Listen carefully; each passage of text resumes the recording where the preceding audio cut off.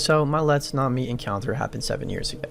I haven't really spoken about it since it happened, as I kind of just wanted to move on, and I was really unnerved by the whole experience. I was 25. I am female, and I was working a job as an admin assistant, office worker to tide me over and pay my bills until I eventually figured out what the career of my dream was. I was tired of the job. I'd been there about a year when this happened, and believe me, when the creepy shit went down, I was certainly incensed to get myself on a decent career path and the heck out of that place. So you understand my old workplace building, which will give you a clear picture of how this began. I worked in a somewhat old building with a few floors, and on each floor were numerous office spaces that were rented out by different companies. It was a pretty open plan building, some parts more dilapidated than others, and it was in serious need of refurbishment to bring it A, up to health and safety standards, and B, cosmetic standards for the general public. How the offices on my floor were set out meant that our small office, which only consisted of 4 to 5 workers on different days, was situated at the front of the building with access through the front and back of the building, but nobody really used the back. Our staff quarters, as we called them, the lunchroom, were situated at the back of the building, and being an older style building meant there was a long hall and lots of space between the office and the staff quarters.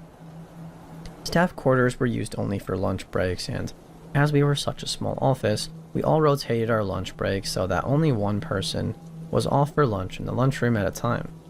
Nobody else really used the lunchroom, as they preferred to go out and get lunch from the nearby shops, but as I had a shorter lunch break, it was always me, alone in the lunchroom at the back of this old creepy-ass building by the rear entry point. Other parts of the building were now under refurbishment, so there was a lot of upheaval in certain spaces and areas, but we managed to retain ours as normal for a while, before building work was scheduled to begin on our floor. Bear in mind that the lunchroom was so far back from the main offices that nothing could be heard or seen that way. There were only 2 companies on the ground floor where I was situated. The other one was on the other side of the building and used the front entrance, but we rarely saw them and certainly didn't keep track of their staff members or clients, and there was no need for us to see who was going in and out. Anyways, I digress. I was sitting in the lunchroom one day eating, heater going as it was freezing, minding my own business, when out of the corner of my eye, I saw a shadow quickly sweep past the door from the light underneath it.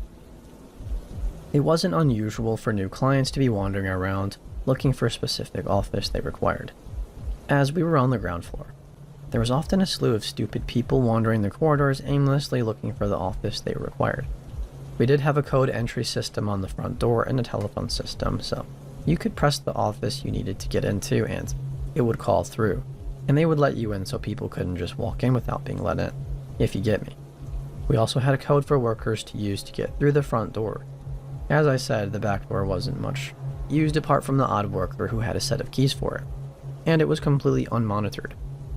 I wasn't too startled even when the lunchroom door opened this particular day, and a smart-looking man put his head round, suited and booted and smelling like expensive cologne.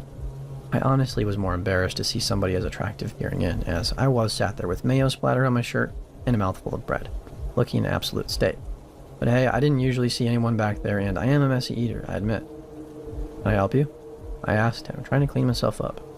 He laughed and said I looked like the one who needed help, and I immediately laughed back, aware that he was still at the door and not imposing on me in any way. Yet, when I laughed along with him, he seemed to take that as an invitation to come right in and sit opposite me at the table. And to my surprise, he took some food out of his expensive-looking leather bag and started brazenly eating a sandwich. "Hey, I'm the HR manager for such and such company upstairs, and every time I go out to get my lunch, I always wonder who is sitting in here alone, so I thought I'd just have a look," he said, still eating and seemingly very calm and chilled. The weird thing about him was that he seemed so normal. Nothing about this guy made me worried.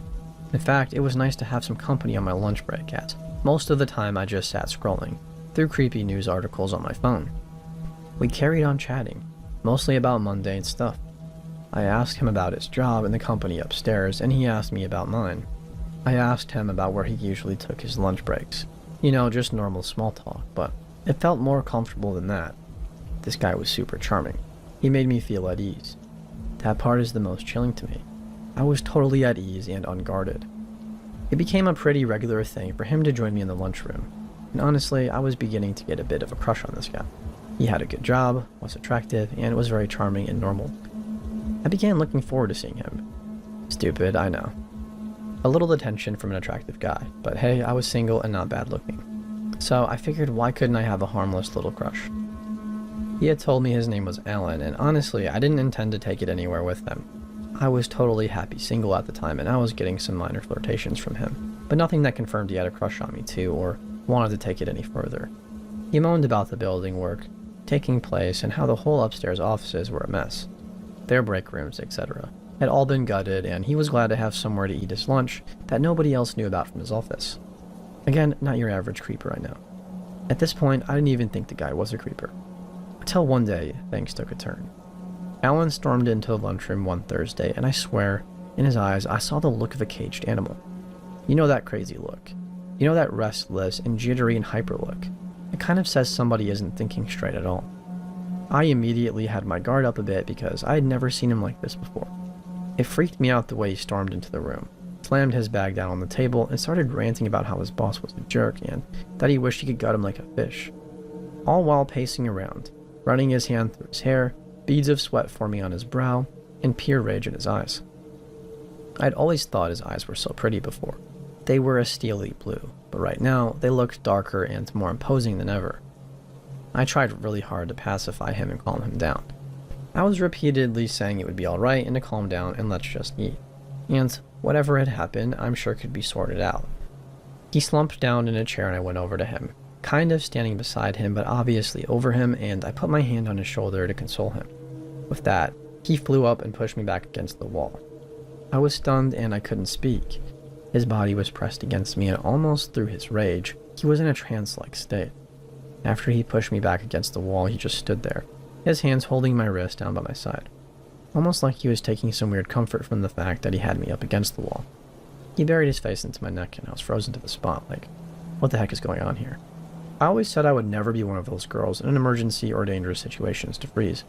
But honestly, like, I had never been in this type of situation, and I could tell he was really volatile in this precise moment.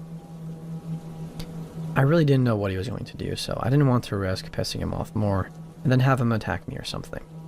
I stood there for what felt like an eternity, his face buried in my neck, still holding my wrist quite forcefully, when all of a sudden, he licked my neck and said, "You smell nice." Yes, he actually licked my neck. Seemingly calmer, that's when I decided. Nope, I am not standing here with this person who was clearly unstable, holding me up against a wall in anger, and then suddenly being all soft-spoken again, and licking my neck in this weird predatory way. That's what it felt like to me right in that second. And I felt so stupid for starting to eat with this guy and not even question why he was coming to our lunchroom. I told him to get off me. I was leaving. At that point, I was prepared to take a beating. It shouldn't have been like that, but I honestly didn't know what his deal was. Was he crazy? Was he just emotional or upset? Was he trying to seduce me? Was he going to hurt me? I don't know. I realized I didn't even know this guy. We spent half an hour to an hour in each other's company, passing the lunch hour, but I didn't really know anything about him as a person. It had been a couple of weeks of lunches together, and I realized how short an amount of time that was to really have any idea about this person. He let go of my wrist, and then in the most sinister tone I'd ever heard, he said, "You always seem like you wanted it from me, you damn whore." Before I could respond, he grabbed his bag and stormed out of the lunchroom, and tears just sprung to my eyes. I cracked the door open to make sure he'd left, and I just sprinted back to the front of the building where my office was and told the guys in there everything that had just happened. They were absolutely fuming. They knew this guy had been hanging around me in the lunchroom, but as I'd always been comfortable with it and thought Alan was okay, nobody ever thought anything of it. They actually thought it was hilarious every day when I came back from lunch all tongue-tied after my encounter with attractive Alan, as they now referred to him. They insisted we march upstairs and put in a complaint as a company, and I knew that even if I didn't agree, they would march up themselves to do it. Eventually, I agreed, after feeling shaky and vulnerable, but I knew I didn't want to have to face Alan after the incident in the lunchroom. I went up regardless, flanked by two guys I worked with, one of whom was my immediate boss. As we began explaining the situation, it was evident that something was wrong. The woman and the man from the upstairs company looked really confused when I explained about their HR manager, Alan, and what he had done. They explained that their HR manager was a female called Jules, and that I must have been mistaken because there was no Alan that worked at the company. We asked every single company in the building, and not one company had an Alan working for them and never had. We eventually came to the conclusion that Alan had been coming in every day for lunch, but with absolutely no idea why or what for. We also didn't know if he had the building code or a set of keys for the back, and we didn't know where he had initially come from. Unnoticed, wandering freely around the building. The locks were changed, the code was changed, and CCTV was installed, as it never had been before. Plus, security checks were put in place at the building after this incident, with everybody entering the building being monitored. I never ever saw Alan again, and I still to this day don't know why he was coming in the building every day, having lunch with me, pretending to be an office worker, and I don't know what happened that day when he flipped. So yeah, this isn't the usual creeper on Let's Not Meet, but Alan, let's never meet again.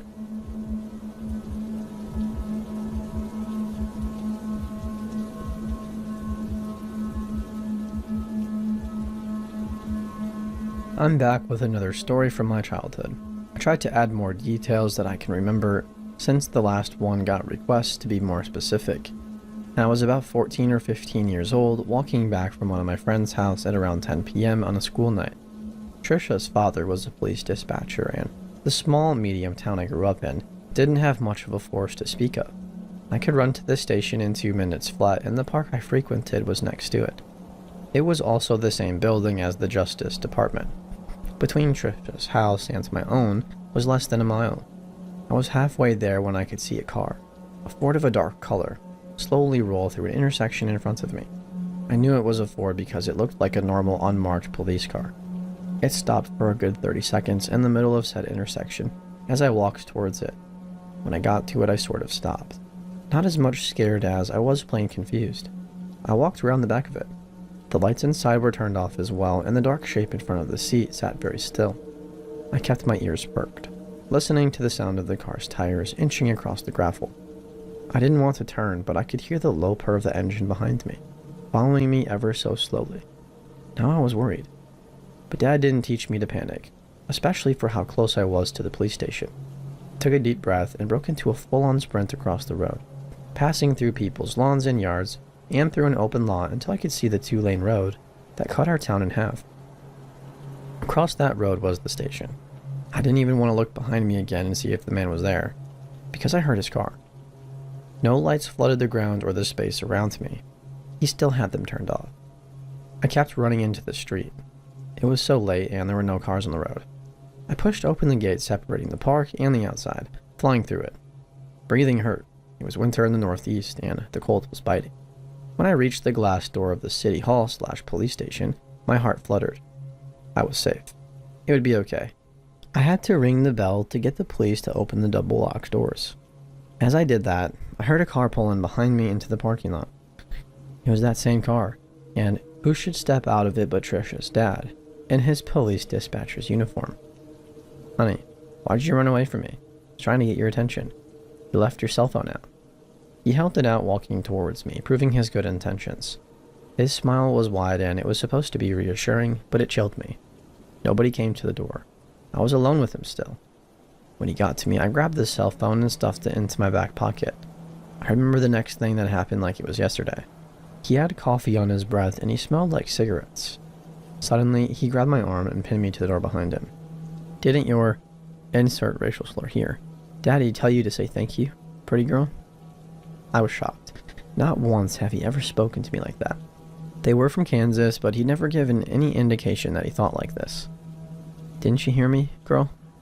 He was inches from my face. His grin now a creepy, sadistic sneer. He used his thumb that pinned my arm to touch the side of my breast.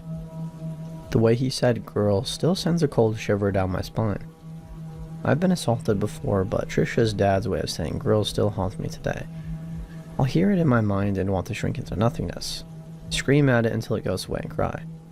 And just as suddenly he let go and laughed. I didn't know until a police officer knocked on the glass door behind me. He was staring at Trisha's dad. Problem, miss? No problem, officer. She just forgot her cell phone.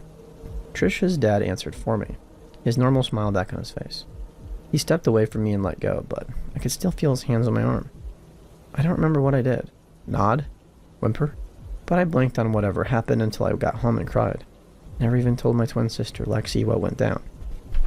Ever since then, he looked at me in the creepiest way. He would do that sneer at me as soon as I walked into the door to their house. I'll never forget how awful that night made me feel. I didn't walk home alone again. Without a knife, I took from my dad's possessions at least. He's always been a creep and has caused a lot of issues with Trisha's mom and him. They're divorced now since this happened almost 10 years ago. Not only was this the beginning of my problems with him, but it was for Trisha too. She and I still keep in very close contact, and she updates me on her situations with them. Apparently, he attempted to molest her several times with physical repercussions. She's a strong-willed, physically capable woman and handled herself well. She got the heck out of Dodge as soon as she turned 18. Thankfully, she's an adult now, far away from him, and hasn't seen him in several years. I hope she never does.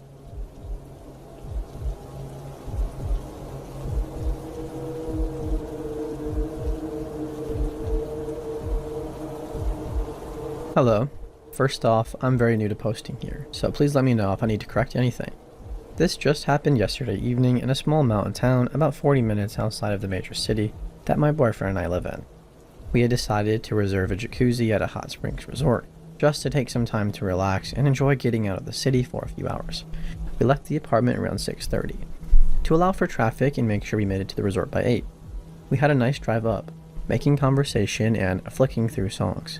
We arrived about half an hour ahead of schedule, so we decided to sit in the car and wait to check in. When we arrived, I was immediately met with a sense of unease. I didn't tell my boyfriend, but made a mental note of the feeling. I've learned not to brush those feelings off, so I made sure I was a bit more alert during our little trip. We checked in and got all set up in our jacuzzi.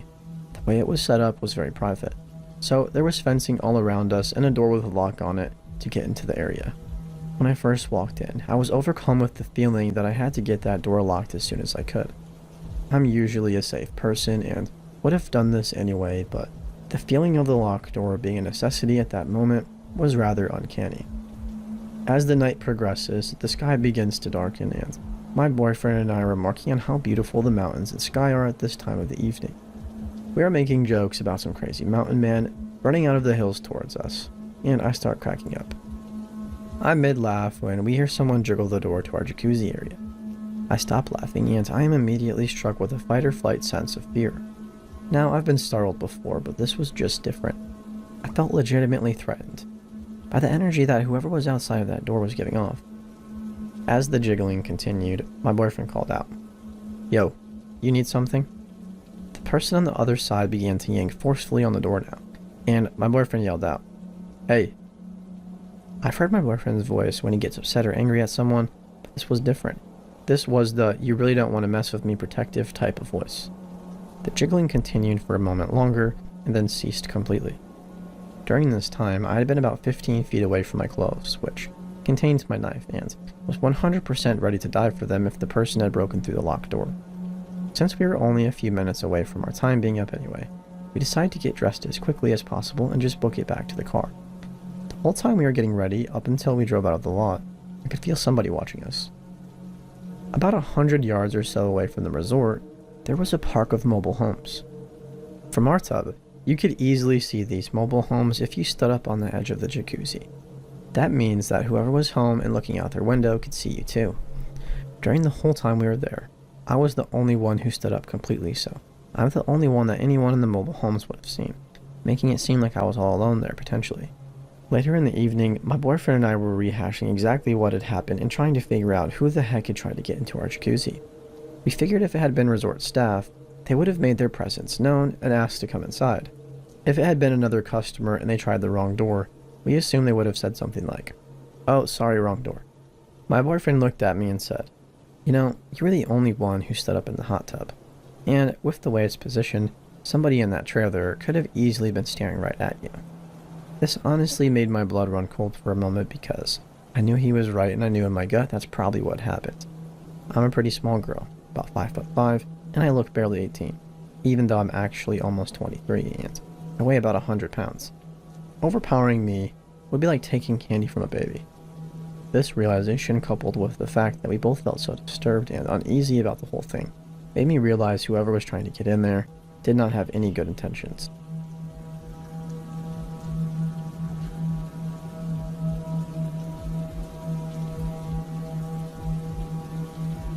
I've thought about sharing this story on Reddit before.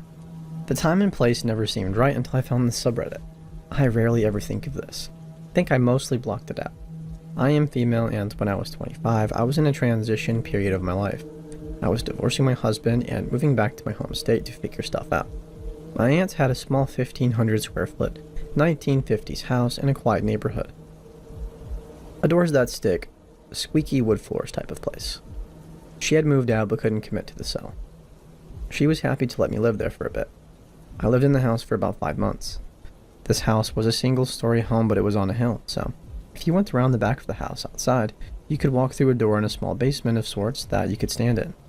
If you were in this small basement and continued to walk toward the front of the house, you would quickly be crouching and then crawling. It was a small concrete storage area, and it was under what was my bedroom. One thing I remember about this place was that it was creaky and not well insulated. The floors were creaky, and when you were down in the basement area, you could sort of see light coming through the cracks in the bedroom floorboards. I maybe went down there once, got creeped out, and left. It was around the back of the house, like I said, and I had no reason to even be back there. Being 25 and recently leaving my jerk husband, I will admit I had a few male suitors visit me in that house, in that creaky, uninsulated bedroom. So I get my dream job, and I am moving out of the house. I'm also moving out of the state.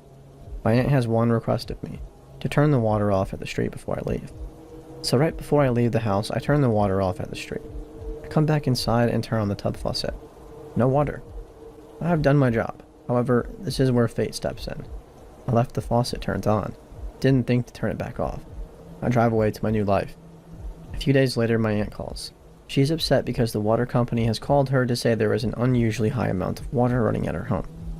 I promised her that I turned the water off and told her about checking the tub, so I'm out of state. She's out of state. My mom gets recruited to go over and figure out what's going on. Well, come to find out, the neighbor's husband from next door had been kicked out. He was living in the little room under my bedroom. He had strung an electric cord over the fence from his house. He had clothes and a toothbrush. Guess he was bathing in our yard. And when I turned off the water, he went right back out to the street and turned it back on. He had been living right under my bedroom floorboards. I am tense just writing and remembering this. I never ever want to meet this guy. The thought of him right under my feet, listening to me in my bedroom, still gives me chills.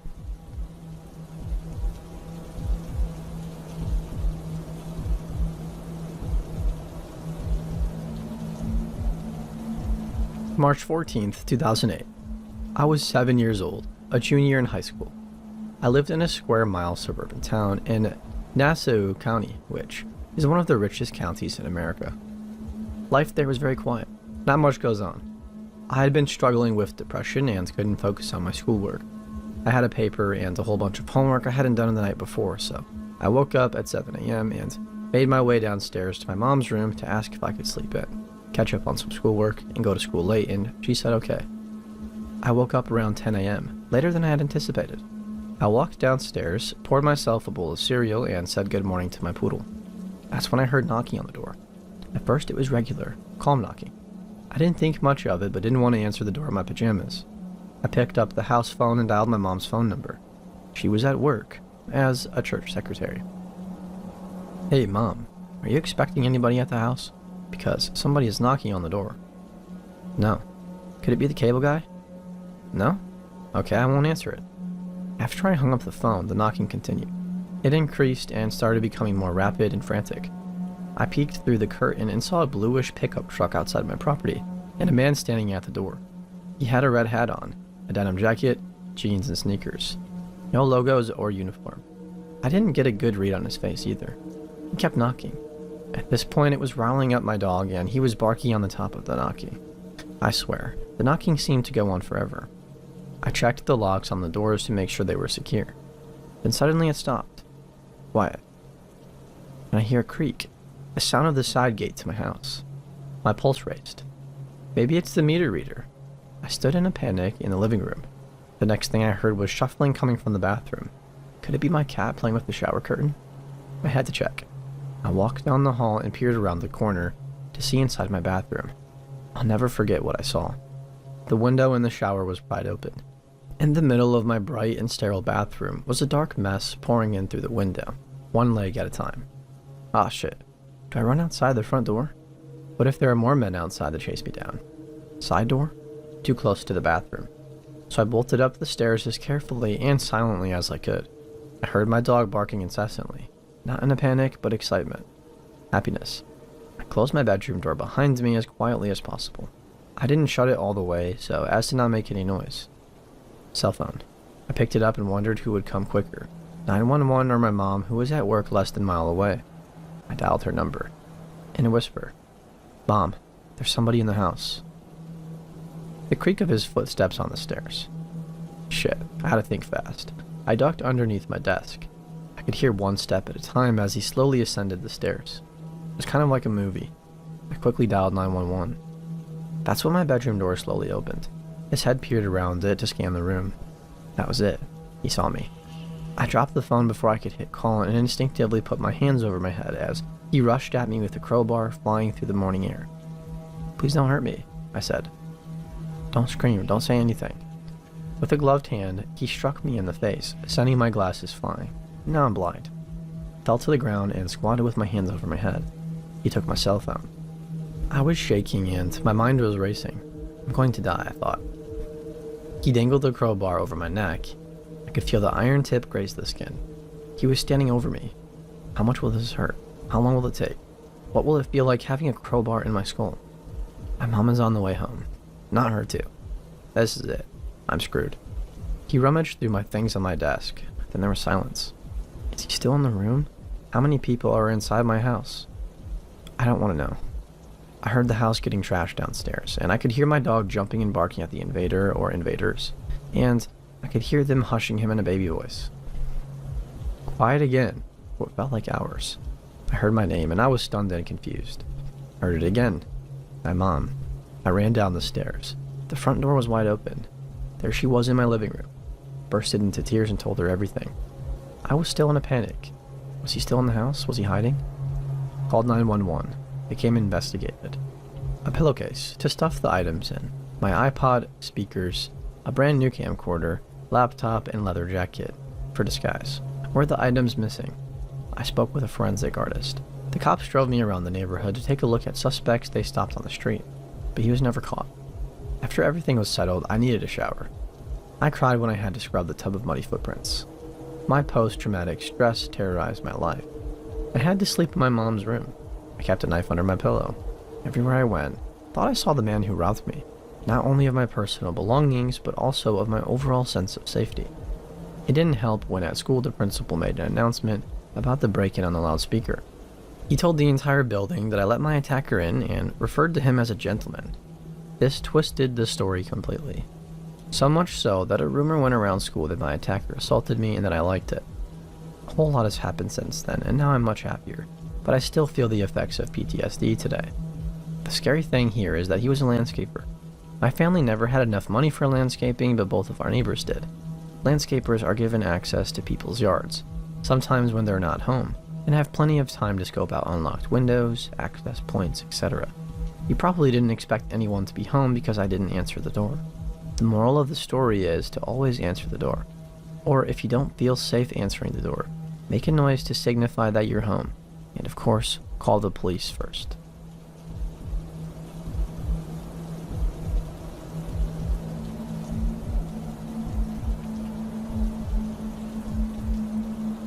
I was looking for a story that I posted a while back, but I think I deleted it on accident. By far, this has one of the craziest and scariest moments of my life, and in light of recent events going on in my life, has resurfaced in my mind. I lived a pretty sheltered life as a child. I'm an only child, and as is sometimes the case with only children, I lived an extremely overprotected life. My mom drilled the stranger danger in my head since preschool and would always stress the importance of being safe. Never go into a bathroom by yourself. Never get into a stranger's car. Never drink from an open bottle. Always ask for permission. Always stay within adults' eyesight. I have to admit that half of the time it went in one ear and out the other. As a preteen, I thought I knew it all and hated the constant nagging. However, I get where she was coming from now. My mom was a recent widow and was adjusting to the role of mom and dad, trying to shield me from the horrors that I am only now beginning to see. We lived in an area that used to be a quaint little dairy town, but over the years had gone downhill and became crime-ridden. The dairy farm fell out of business, and in its place, they constructed homes. It wasn't a bad place to live, but it wasn't the best either.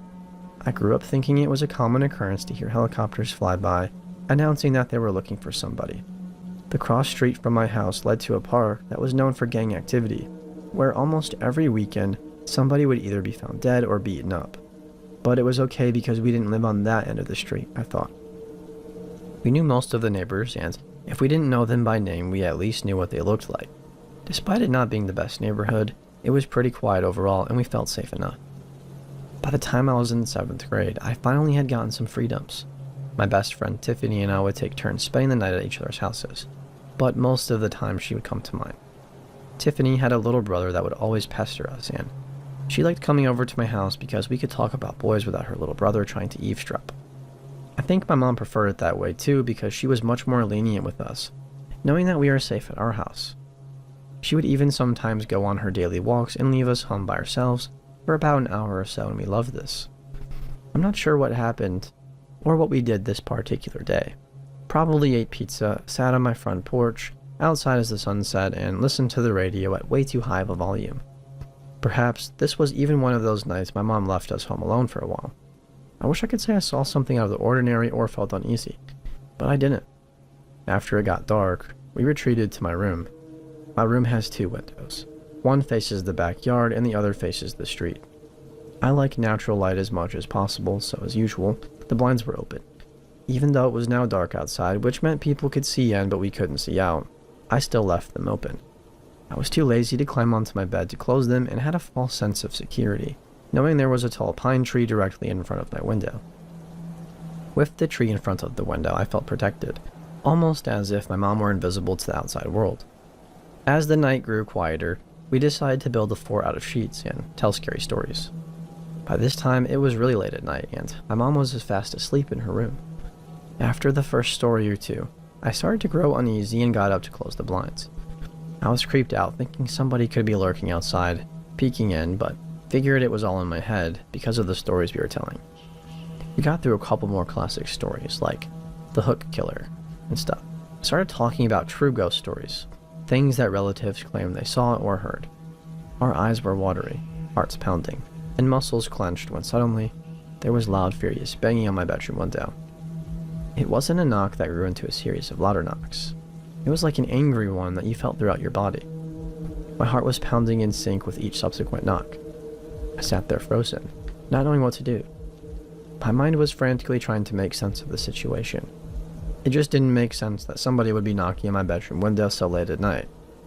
We have an iron gate that surrounds our house, and it's pretty loud. I was surprised that we didn't hear the gate open. Even then, the front door is 5 feet from the gate. Why didn't they knock at the door first? My room is all the way in the back and wasn't even the first window with the light on. You pass by 2 other windows before you get to mine. A million questions are running through my head, and my brain comes to the only possible conclusion. It's Tiffany's little brother trying to scare us. Yeah, because it makes sense that a 10-year-old boy walked over to my house in the middle of the night to scare us. In what felt like ages, but was probably only a matter of seconds, I finally came to the realization that it wasn't her little brother. The knocks continued. They were loud and angry, yet nobody was saying anything. We were both frozen in fear. I just wanted to stay hidden in the fort where I couldn't be seen. What if whoever was knocking was peeking in through the cracks in the blinds and watched me as I crawled out from under the sheets? The thought of that made my every muscle weak. Then silence. The knocking had stopped. I felt my body ease up a little bit. Maybe who was ever there had left, and, cue teenage brain, we decided to go investigate. My mom was blissfully unaware of what was going on, still fast asleep. We slid out of the fort and tiptoed down the hallway towards the front door. Adrenaline pumped through our bodies as we decided one of us would sneak to the front door and look out the peephole or window and see if we could see something. Neither one of us wanted to be the one to do it, but it was my house, so I volunteered. All the doors were locked and the windows had bars on them. I just had to be as quiet as possible. Beneath every step, I took the wood creaked and groaned. After a few minutes, I finally found myself standing at the front door. My whole torso felt numb as I inched my face closer to the peephole. Holding my breath, I look out and I suddenly feel hot and cold at the same time. I didn't know whether to keep looking out or slink back down. I think a little part of me had convinced myself that the porch would be empty that night, but instead, Standing on my porch was an unfamiliar man. I had no idea who this man is, but he is standing awkwardly close to the door. Something about it just didn't seem right. What threw me off the most was that he was just pounding on my bedroom window 15 or so minutes ago, and now he was standing at the front door so calmly and quiet. It was as if the roaring avalanche had turned into a falling feather. With my stomach in my throat, I snuck back to the hallway where Tiffany was waiting for me. All I could say was, "There's a man out there." "Immediately," she says. "Go tell your mom." It wasn't a question, but a demand.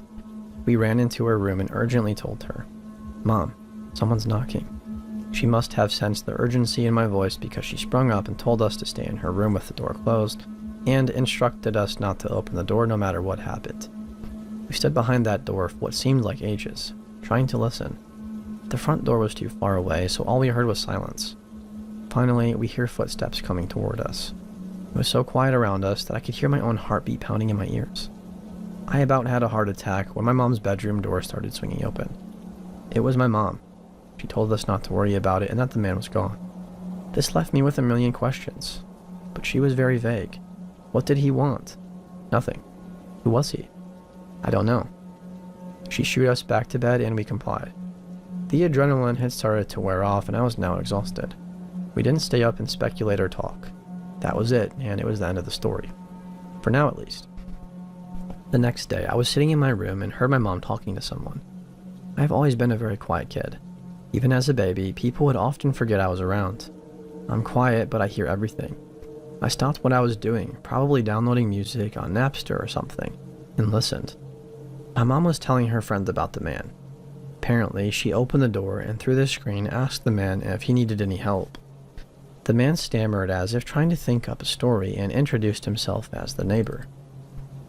He said that his mom was sick and he was going around asking for money to help buy her medicine.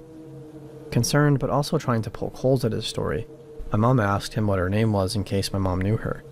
The guy didn't give her an answer, or gave a vague one, and then pointed in a general direction, saying they lived at that house over there. My mom didn't buy it. She knew everybody that lived near us, and she had never seen this man before. She probably should have just closed the door at this point, and told him she didn't have any money on her, but she didn't want to make him mad. She didn't know if he was armed or dangerous and thought, maybe he's just a junkie and will run off if I give him some cash. Luckily, she had fallen asleep in her clothes, so as she reached in her back pocket, she found $5. Change from the pizza we had ordered earlier. She unlocked the screen door and handed him the cash. The man started getting more aggressive and growls. "That's all you got?" Now, my mom is starting to sense something more sinister in the man. He's not just a junkie, or if he is, he's a very aggressive one. My mom then lies to him and quickly tells the man, "Yes, this is all I have. We live day to day here, and $5 is actually even more than I should spare, but your mom is sick and I feel bad. She definitely needed this money more than we do right now." Not satisfied by her answer, he continues to demand more cash. My mom realizes that this man is not taking no for an answer and begins to bluff. She tells him that she'll go get her husband. Maybe he has some cash on him.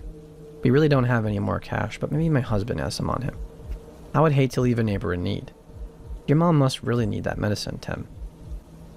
At once, the man's demeanor changes as he mutters, "No, that's okay," and treks out of there. I don't know what would have happened if the man had called her on her bluff, but thinking a man was present scared the heck out of the guy enough to drive him away fast. I grew cold thinking that he probably thought Tiffany and I were home alone. He must have been watching us and was planning on breaking in. Cue teenage brain. Well, he's gone. Gotta go download that Usher album.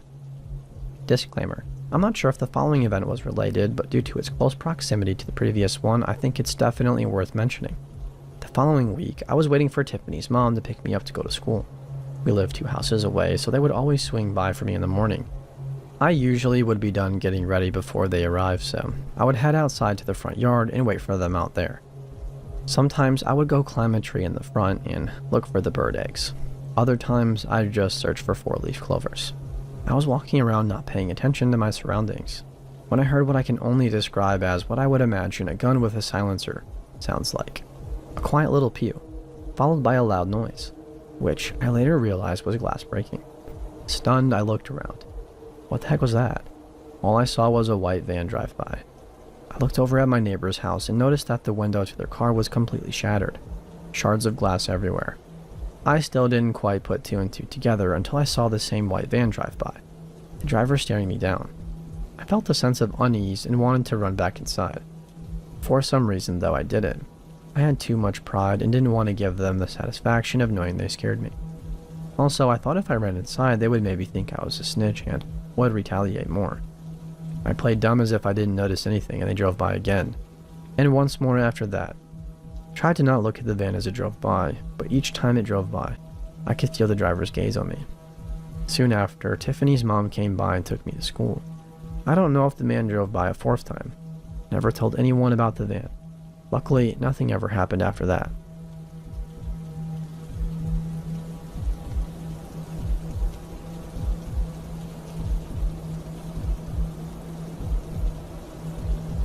This happened to a friend of mine who lived in the same neighborhood as me when we were about 8 or 9 years old. My friend E and her family lived just a few houses down the street from mine. We lived in a neighborhood where almost everyone knew each other. The biggest worry we ever had was that some outsider would come into the neighborhood and cause trouble. Some people left their homes unlocked because we felt that safe. There was an incredibly nice family that lived directly across the street from E's house. A mom, a dad, a 16-year-old son, and their other mentally challenged son who was 22 years old. I'll call him Tim. Tim was always home because he wasn't employed due to his disability, but his parents were working full-time, and his brother had school. All day, every day, he would be outside waving and smiling at anyone who drove or walked by. Big smiles, showing all of his teeth and sometimes giggling, just out of the pure excitement and happiness of interacting with other people since he spent most of his time alone.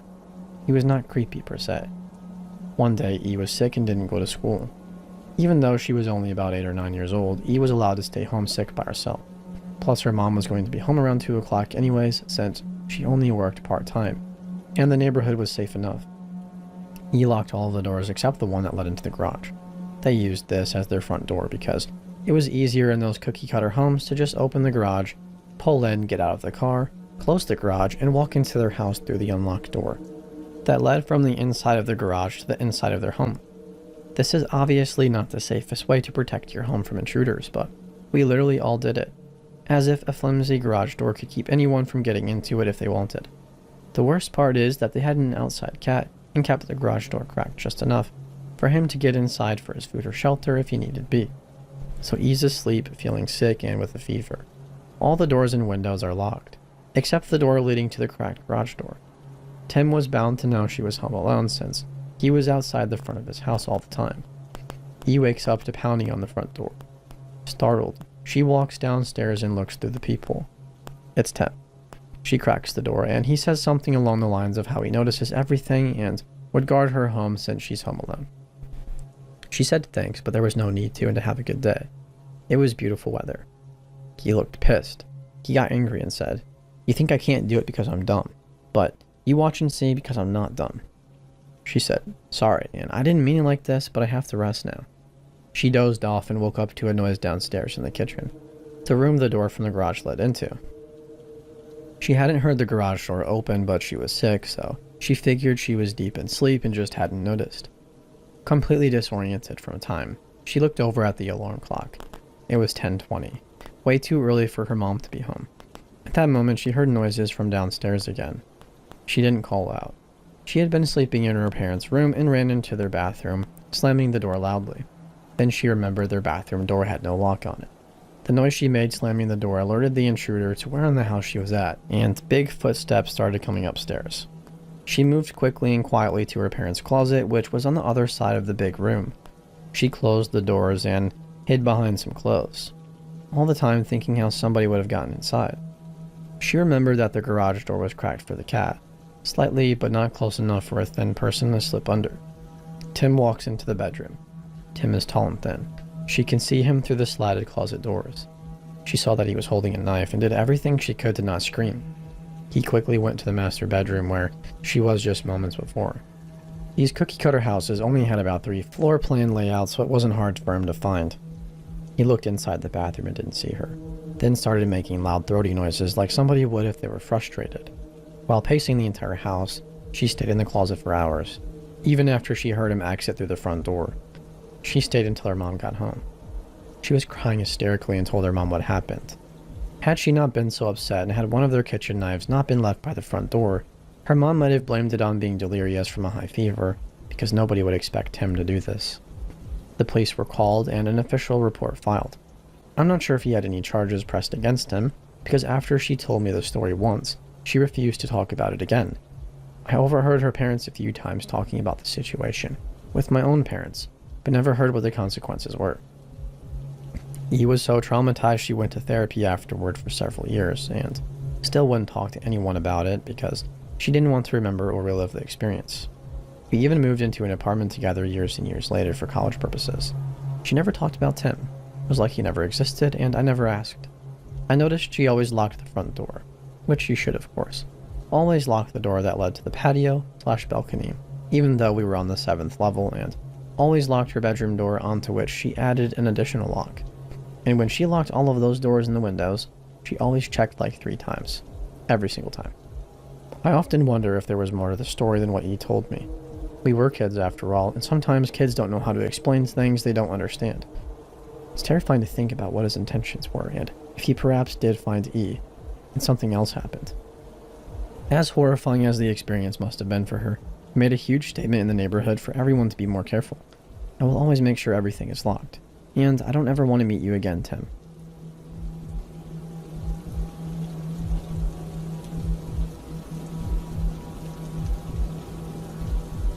This story extends from 8th grade middle school to my freshman year in college.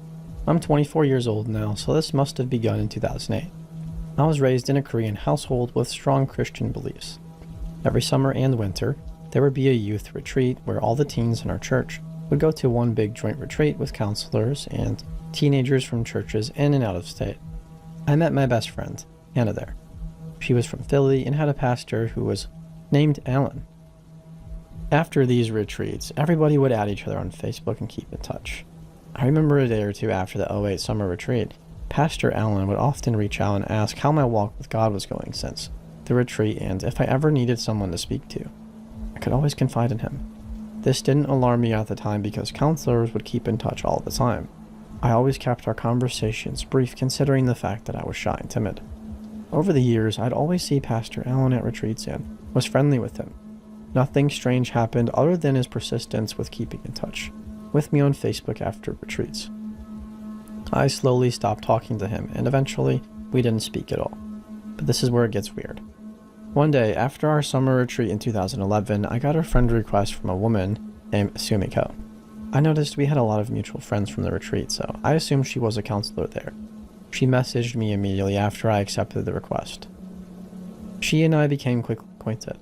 At the time, I was 15, and she was everything I needed in an older sister. Although we never met, I let my naivety get to me and confided in her about my teenage girl troubles. After months in, I remember walking into church and asking one of my youth leaders if they met a Sumiko at the retreat. He said he never heard of her. I asked him if he could check the roster, and he did, only to find out there was no Sumiko on the list. That's when things started to get super eerie for me.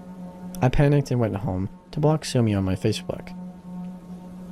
I saw on her page that the only person who continued to tell her it was nice seeing her was Pastor Alan. Nobody else from the retreat seemed to really be interacting with her. It all started to freak me out. I blocked her and unfriended Pastor Alan. I remember no longer attending these church retreats. A few days later, I received an email telling me that Sumiko was going through a hard time because of me, and that the email is coming from the mental hospital that she was staying at. They told me it was all my fault. I was a junior in high school under high amounts of stress from SATs, and I deleted the email because I just wanted to forget about it all and focus on studying. Shortly after, I started to receive really unfriendly anonymous messages on my Tumblr. They would tell me that I was going to burn in hell for eternity if I continued to stray from God, and they continued all the way into my senior year in high school. I always deleted and ignored them, or I'd reply sarcastically and laugh at them with my friends. Eventually the messages faded, and I didn't hear much from them anymore. In 2012, I got accepted to a close-by Christian college, and I moved into my dorm. My dorm floor decided to have a little icebreaker meeting to help us get comfortable. I met another Korean girl, and we began talking about our similarities in our childhood, being raised Korean with Christian parents. I opened up to her about my encounter with Pastor Alan midway through the story. I saw her face slowly dropping and getting pale. She told me she had a very similar encounter with a pastor she knew, and that he seemed like it might be the same man working with the youth in an all-Korean church. I asked where she was from, and she replied with the same state that Pastor Allen was from. She then asked me if the name of the pastor was Allen. We had the same predator in our lives at the same age. I'm not sure where Allen is now, but I hope that he has not harmed any little Korean girls, or anyone for that matter. It's absolutely disgusting. He was borderline 60 years old when I was 14 to 15. It makes me sick knowing people prey on children in the most vulnerable ways. It ruined a lot of my perspective on Christianity as well. It's horrible to take something so spiritual and take advantage of a child with it. So, Pastor Allen, with a creepy young Asian girl fetish. Let's never meet again.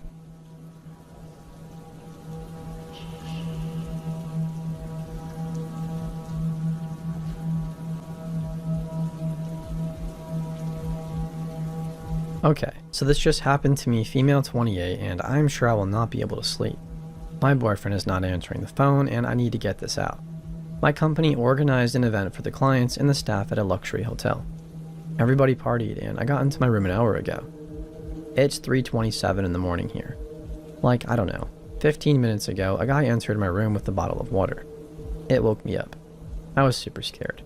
He says that somebody came from my room to order a bottle of sparkling water. Weird explanation. There is a minibar, and there is a corridor in the room before entering where I am in the bed. So basically I am half naked in my bed. He comes closer to me at the level of the table, apologizing for the inconvenience, but he is still there, and I kid you not, he starts talking to me, saying how he is going to be in trouble and stuff, and how someone called and he is so sorry, and the others got in the hotel super drunk, and it must have been a mistake. I swear he had been standing super close to my bed for 5 minutes, and I was so shocked. I was just saying, no, it's okay. I just got scared. Really, no problem. Just go. Well, he says he doesn't see me well and asks my name. Twice, he says. Well, so I guess I wish you a good night then. Then kisses me on the cheek, like we French do, but once again, I'm half naked in my bed, dead scared, and he is in a suit, all dressed. Literally, I don't even know what I could have done. He left after the longest minute saying how he was sorry and how he would appreciate that I don't tell anyone. And now the phone in the room just rang. I don't know if I should still be scared. Was he just confused by the mistake? I'm super scared, though I cannot think right now and my heart is racing. I need to have some rational feedback after this, really. Update 1. I am okay, by the way, 34 hours later.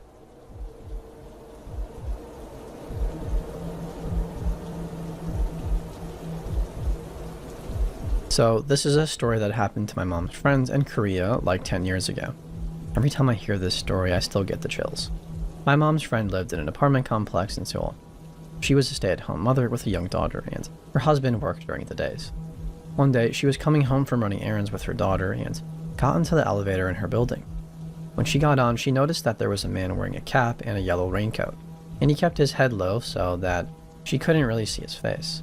She immediately felt really uneasy and made her daughter stand to her side, furthest away from the man. What made her feel even more uncomfortable was that when she pressed the button for her floor, there was no other lit number. And on top of that, she noticed that she was carrying something wrapped inside newspaper close to his side. Things started to click in my mom's friend's head, and she started to panic and decided to take out her cell phone and pretend she was calling home to her husband, who was obviously really not at home and at work. She started saying things like, "Oh, I'm on the elevator and about to get off. Can you get the door for me?" And making it seem like her husband was waiting at home. When the elevator did reach her floor, I think she lived on like the 12th floor or something, she quickly got off and grabbed her daughter and started to walk as fast as she could to her apartment. She noticed that the man also got off on her floor and was slowly following her down the hallway. When my mom's friend got to her door, she started to bang on it and shout, "Hey, I'm home. Please open the door," and kind of pretended like he was coming to answer the door. Upon seeing this, the man in the yellow raincoat started to walk away back towards the elevator. When he seemed to be far away enough, my mom's friend quickly picked up her daughter and slid open the door's passcode thingy. This is usually how people get into their homes in Korea, and started to frantically punch in her key code.